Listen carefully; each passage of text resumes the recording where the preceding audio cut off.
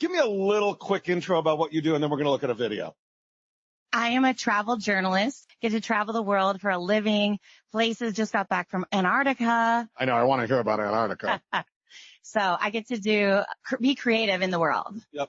So traveling, being creative, it sounds like a dream job. Some of it is. We'll talk about that and some of the other stuff. But let's take a look at a video of what you do. So click. There we go. Click. Just landed in Denver, the Mile City. Ready for adventure? So this is the design district. Seriously feel like we're inside of bubble wrap or something? I'm surrounded by super trees. Oh my gosh, wow. We're knee deep in the bushes. Whoa, hello. Whoa. Say cheese. Cheese. Ready for my close-up. We have matching hats. Twins. So this walk snakes around, zigzags back and forth up the mountain. This is otherworldly. Now, what to wear? This, or this? Today I'm going crazy for cranberries. But no matter the adventure, we'll walk away with a great story. Oh, we got company on my backpack. Oh, he took my sunglasses. No. Seriously? Hashtag cuter on a scooter. The Tusker. I love him so much. This doesn't get better than that. And I just found another one. All right, that is great stuff. Round of applause for Jules. We could talk about a lot of those destinations. I want to talk to you about Sri Lanka. I want to talk to you about Antarctica, but we're not going to do a travel log here. We're going to talk about how you make all that stuff. So what I find is fascinating is all that stuff so that you showed there, very professionally done. It looks like you've got a crew with you. It looks like you're making great stuff. Got like, how many people travel with you? Most of the time it's only me. So it's crazy. I'm one woman show. I get to be the camera woman and carry everything. I'm a mule. I'm the accountant. I'm making sure I spend correctly, all the things. So talk to me a little bit about what it's like to be a travel journalist and what brought you into it. And then do you still like it? I still love it. It's a dream job. I mean, it's a job that I completely invented. It was not on LinkedIn. Like, hey, do you want to be a travel journalist? Right. But the idea of having your own show and being the creative, creator, being able to control all the elements is just so magical. So I love getting a chance to put on a lot of different hats when I'm out in the world. Oh, we'll talk about some of that, but tell me about the platforms you post on. Where are you putting the content that you create? Yeah, it's interesting because I always post on YouTube and Instagram. It's like a portfolio. It's like a living resume, but it's also a diary because I want other people to share into the kind of adventures that only I get to experience. So that's kind of one of the things. If you don't have friends and family that you're bringing on the trips, I actually really like to bring my camera so that I can share that experience with more people. What do you travel with? I'm looking at your bag over there, which is also pink. Talk about your gear. Like, what do you pack? How much do you bring with you? What's your rig look like? I mean, I know people think like, oh, she's a little girl, but like, actually I'm like super strong. I carry so much stuff. I'm always with a heavy backpack. I have, multiple cameras with me because I always want lots of angles and lots of options. So I definitely don't pack light, but I pack well. I'm very efficient. Like if I ever drive my car somewhere, I mean, there is not an inch that's not being utilized. So that's my strategy, is just really, doing the most with what I can. Okay. So, I see a suitcase. I see a bigger bag. If you look at those two bags, is that your general kit or is it more when you travel? Yeah. Yeah. The pink suitcase is not only my favorite color, and it's a smart suitcase. I would never have guessed. Yeah. You can, I can charge my phone with my suitcase, but also I hide a lot of camera gear in there. So sometimes I'll bring my backpack and I'll put the whole backpack in there, because it's just easier to push it around depending on the situation. But yeah, it's a lot of fun to have stuff that you like to work with. You think about it, you're flying off, you were just in Antarctica, you're flying Sri Lanka, you were stuff there from Singapore, other places. What percentage of the stuff, the space that you pack is gear versus clothes? I know there's this funny little video we made about NAB's show and how Ryan packs all the gear and I only pack pink clothes. And Ryan over there at studio. Yeah, my friend Ryan, my co-host Ryan. But the truth is I do pack only pink clothes, but I also bring a lot of gear. So it's a lot of times do I want this outfit or do I want my 70-200? And then I bring everything. And then it all comes. All right, let's talk specifically about some of the gear. You carry two cameras with you, right? Yes. What are you carrying? I have the Canon EOS R and the the EOS R5 and the EOS R5. Wait, the EOS R5C and the R5. I have all of them. Okay, so you have two Canon EOSs that you bring with them. Yes. Are they relatively similar, or are they different and they do different duty out there? Well, it's basically because I had the R5C, and when I upgraded, I kept the old R5. So that's why they're the two best cameras they have that do the job. And if I was to buy new cameras, I would probably get two R5Cs so that they're identical. But I like having the two different ones because one is primarily photo camera and one is a hybrid. It's a photo camera and a cinema camera. So I really have a lot of options because I'm always shooting behind the scenes content of my shoots and the actual content. So having the two cameras allows me to get multiple options. So you do stills and video, a lot of both when you're out there in the field, right? Like nobody ever hires me to do stills and video, but I always get stills because I want to have Instagram photos and I want to have photos for my website. So it's like I'm always getting like the 10 seconds of the shot and switching over to photo. So I have some other memories. So it's fun. Do you ever do anything with your phone when you're in the road? I do. I often am like whipping it out so I can get a cool selfie or something. And a lot of times like that's the camera in your hand, but I definitely don't rely on my phone because I'm always running out of space. I'm always running out of battery. So I like having a real camera because I can manage the whole workflow of making vlogs, going back into Premiere Pro and editing. So it's the whole system that's better for me. I love cameras. You have a lot of control too. Yeah. So, talk about microphones. You've got to sound good out there too and capture the sounds of the jungle or the sounds of the city. Yeah. How are you capturing sound, both your own voice and the other sounds around you? Good question, because it looks easier than you think. Like I always have a shotgun mic. I have some kind of shotgun on the camera, but I'm also wired. So I'm often hot and I like have a lavalier hiding under my clothes and I'm rolling, it with a recorder. Usually the new ones like the Tascam, DR10 Pro, is raw audio. So it's 32-bit. And so in case I scream, I'm not ruining the audio. So I'm able to keep a real, good backup of all the sounds in case something happened to the shotgun mic. So I'm still very professional, even though it looks really easy and breezy. Oh, so that's great. So you've got the Tascam as your primary audio. That's what you use in most of the stuff. But because you've always got this thing on your, I guess, hip or something, it isn't transmitting anything, but it just sits there and records. Yeah, it's not transmitting. Yep. So it's basically just rolling if I have it on. And I don't have to worry, if I got that or not, I got it, It's just a matter of syncing it later to the footage.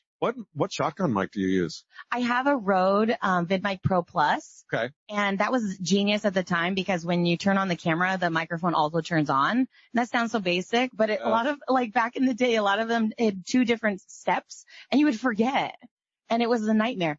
And actually on this adventure, I'm testing out the Joby Wavo Pro. Okay. Which is a lot of fun because, I haven't made a change in years. And so it's fun to see like what other options, I love to test and play with all the gear. Yeah, absolutely. I know exactly what you mean. Do you bring lights with you on the road? I do have always like a backup small LED. But I do find just to keep it charged, and it's always like that one thing that I will leave at home if I have to, because I'm really sneaky. If I have to find a light, I just point myself towards the light. Right, yeah. So like hello. Oh, this arm is magic. Okay. So there's always like a street lamp and I'm like, I put my head a little like pointing up a little more to catch the light. Or, if you're in the house, you always go by facing the window. So I'm just kind of strategic. Yeah, so strategically plan the shot. But sometimes you have a little light with you. Of course, that's another thing to charge, another thing to worry about, another thing to plug in. And sometimes different batteries. But right now I'm using a really small one. I forget what it is, but it's so tiny and it charges USB-C. So. Oh, that's great. I have a little Loom Cube that does that. That's really nice. It's really taking on the road. Anyway. So tripods are important, right? You carry a tripod with you, a couple tripods? Absolutely. The tripod is my best friend. It's just nice to have an angle that's not a selfie. So it's like your arm is a cute shot when you can get it, but it's like I need options. So having a tripod. Now you have to be in a situation where you can whip the tripod out because then, you have to take time, and sometimes on a group tour, you cannot stop. So it depends when I can use it.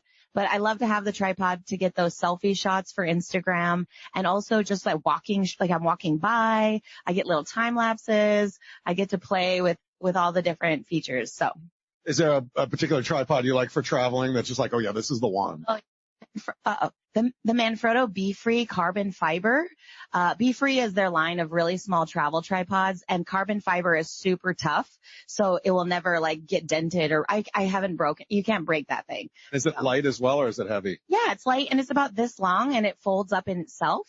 So you need a tripod that you'll actually take with you, and that's the tripod for me. Yep. Cool. Nice. What about, you're on the road, you're out there, you've got, you're recording your audio here, you're recording your audio there, you're recording video on 2 cameras. Uh-huh. How do you manage all that media? Like, how do you save it and make sure that it's not going to go bad, or that it's stored so that you can access it when you want to start editing? Yeah, I mean, I definitely take it home every night and download all the media twice, because if you forget, it just gets all disorganized. And then there's a little bit of risk. Like, what if the next day you ride a boat and like, I don't know, just anything could happen. So every night I download all the footage and then twice, and then wipe the cards. So that way I can start fresh the next day. You download all the footage too. I assume you bring an iMac or something like that with you? Yeah, I have a MacBook Pro, and then I bring SSD hard drives. They're really fast. Oh, They're lightweight, they're fast, they're reliable. So SSD is the way to go. You ever try to take stuff from that SSD and use the, over the internet, send it off to home to get another backup, or the cloud? I don't often do that currently. Sometimes I find Wi-Fi while traveling is super fast and reliable, especially there's been a lot of countries I've been to that have good Wi-Fi, but then it's always like you're grateful to have your phone, which is always your backup Wi-Fi. And I'm often in a pickle when you're trying to upload, even if you have something due while you're on the road, like a client needs a video, and just trying to find fast Wi-Fi for uploading can be tricky. So my phone has often been a very helpful resource. Yeah, exactly. Wi-Fi is so spotty everywhere. So how do you keep all this stuff charged? I mean, it's a lot of gear. It all needs to be charged up. You don't want to last thing you want is get out there and, oh my gosh, I don't have any more battery for my camera or anything. Yeah. I mean, I always travel with, a battery. I have the big ones because it charges my laptop, because there's very few batteries on the market that are portable that you can travel with. And it's on my website, the Video Hustle. Video Hustle. Yeah, that's where I put all my favorite gear. Okay. And what's your website?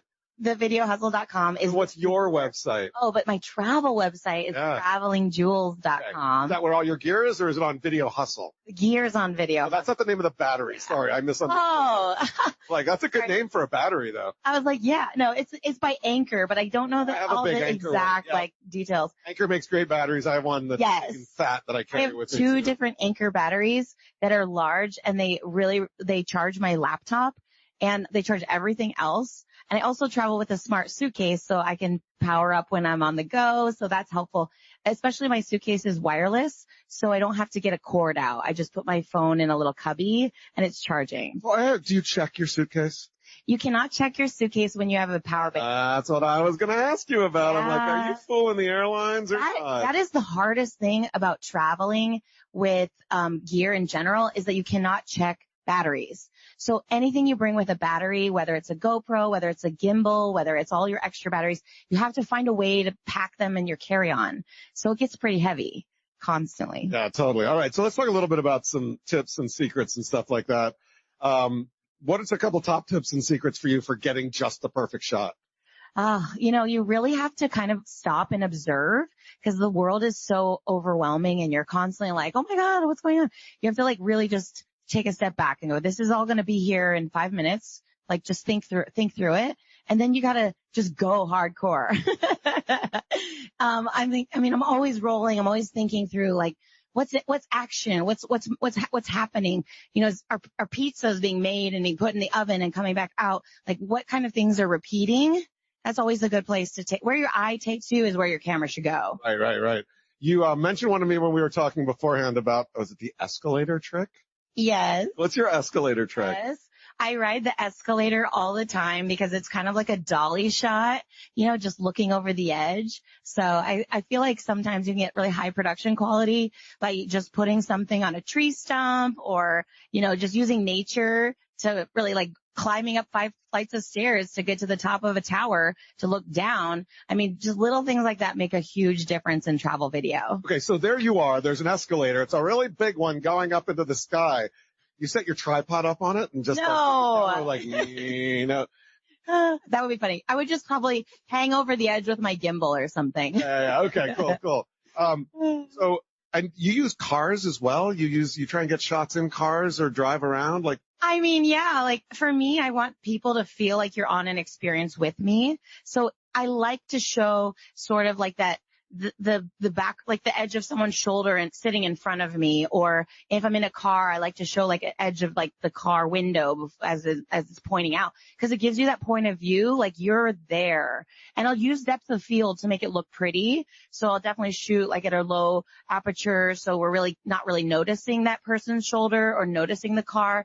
But I really want you to feel like that shaky handheld vibe of like, this is what you see when you're looking out the car window. Right. And now you actually just mentioned a gimbal, which I did not talk to you about. What's the gimbal that you use and how do you get those Steadicam style shots? I have a couple. I have a Manfrotto, a small gimbal that works for like my bigger cameras. And then I also have the DJI, the mini, because it's just so cute and little and it's so light. So I like having a couple options depending which camera gear I'm using. Yeah, I've heard the DJI mini is really good. That could be my next big investment. We'll see. Is there one piece of gear that you take out on the road or that you use anywhere and you're like, this is like, you're going to have to pull it out of my cold, dead hand to get it away from me? Oh my gosh. I mean, just my camera. I mean, I swear, if you ever see me, I have my camera within arm's reach. So just don't go anywhere without your camera because you never know what's going to happen. Like so many times I'm like, I'm just going to this grocery store and then suddenly something on the way happens that I want to capture, like I don't know, it's just fun to just be spontaneous. And I want to have my camera with me to tell stories. Yeah, for a minute, I thought you were going to bring it on stage and put it right here. Like, where's the camera? I almost did. I started. I'm like, give me. How do you handle horizontal and vertical video? Do you shoot vertical video as well as horizontal? That's a struggle. This whole like horizontal, vertical, because in my mind, I'm everything. But then in the moment, I have to choose. And I'm just like, what should I do? What's my goal? Because I do publish for YouTube, which is horizontal, and I do publish for Instagram, which is vertical. And I have to in the field just decide, because whenever I shoot 4K horizontal and cut in the middle, I know that's always a possibility. But a lot of times, like especially if I'm blogging, cutting in the middle of your face, it gets too big.